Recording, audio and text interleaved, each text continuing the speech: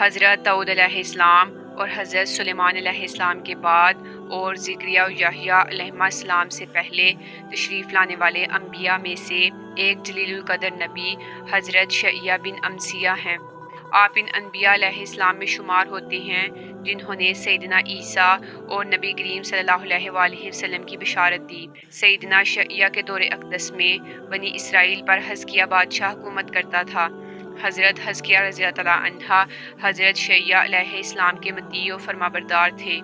آپ علیہ السلام انہیں جو حکم دیتے اسے بجا لاتے اور جس چیز سے روکتے اس سے اجتناب برتتے۔ ان دنوں بنی اسرائیل میں کئی حادثات ہوئے، بادشاہ بیمار ہوا اور ان کے پاؤں میں گہرا زخم لگا۔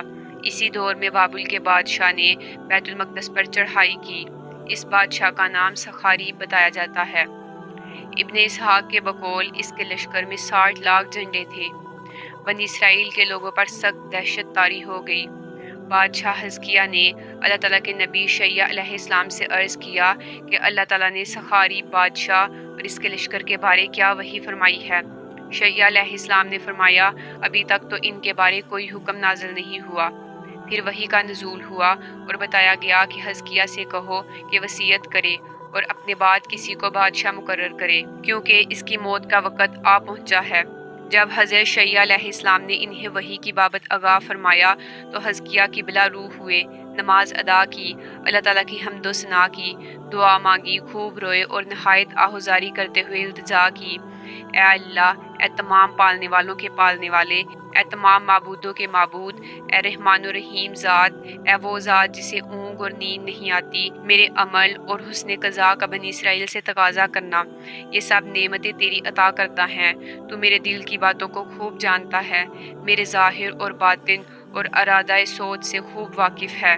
کہا جاتا ہے کہ اللہ تعالیٰ نے حزقیہ کی دعا کو شرف قبولیت سے نوازا اور انہیں اپنی رحمت پہ ڈھانپ لیا، اور شعیہ علیہ السلام کی طرف یہ وحی فرمائی کہ حزقیہ کو بشارت دیجیے کہ اللہ تعالیٰ نے ان کی آہوزاری سن لی ہے اور اس پر رحمت فرماتے ہوئے اس کی موت کو 15 سال مؤخر کر دیا گیا اور سنخاریب نامی دشمن سے نجات دی۔ جب حضرت شعیہ علیہ السلام نے اللہ تعالیٰ کا یہ پیغام حزقیہ کو سنایا تو وہ خوش ہو گئے، غم و پریشانی دور ہو گئی، حزن و ملال سے نجات ملی۔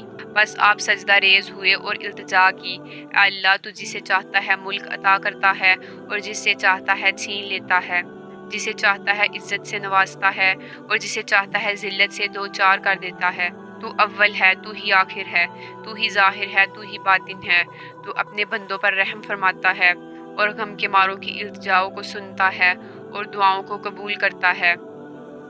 جو ہی حزقیہ نے سر سجدے سے اٹھایا تو شعیہ علیہ السلام کو بذریعہ وحی یہ حکم آ چکا تھا کہ حزقیہ سے کہہ دیجئے کہ کدو کا پانی لے کر پھوڑے پر لگائے تو شفا حاصل ہوگی اور صبح تک زخم منمل ہو جائے گا۔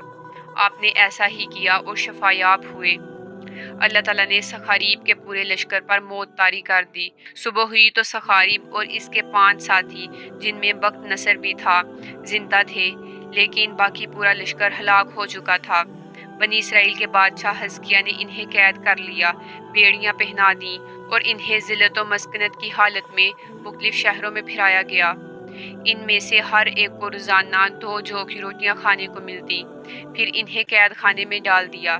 اللہ تعالیٰ نے شعیہ علیہ السلام کی طرف وحی فرمائی، حزقیہ سے کہو کہ انہیں چھوڑ دو تاکہ یہ اپنے ملک چلے جائیں اور جا کر بتائیں کہ ان پر کیسا عذاب نازل ہوا۔ جب یہ قیدی اپنے ملک کو پہنچے اور سنخاریب نے لوگوں کو بتایا کہ ان پر کیا گزری، تو ان کے جادوگروں اور کاہنوں نے کہا کہ ہم نے تجھے آگاہ کر دیا تھا کہ ان کے خدا کی کیا شان ہے اور ان کے انبیاء کتنے مضبوط ہیں، لیکن آپ نے ہماری ایک نہیں سنی۔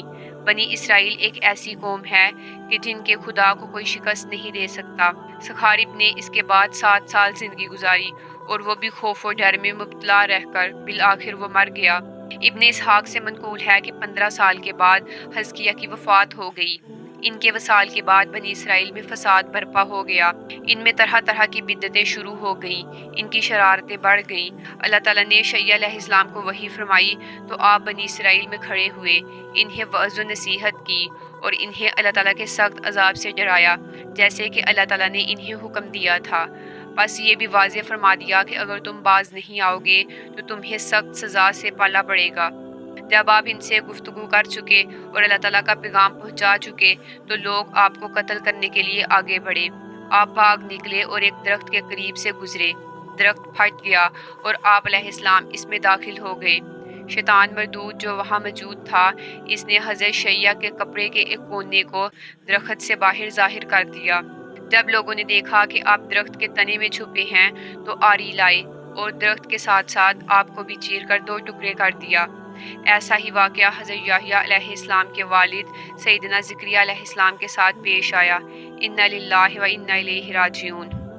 تو دوستو، یہیں تک تھی ہماری آج کی ویڈیو۔ اسی طرح کی مزید اسلامک ویڈیو دیکھنے کے لیے ہمارے چینل اسلامزم کو سبسکرائب کریں۔ اپنا اور اپنے ساتھ کے لوگوں کا خیال رکھیں۔ شکریہ۔ اللہ حافظ۔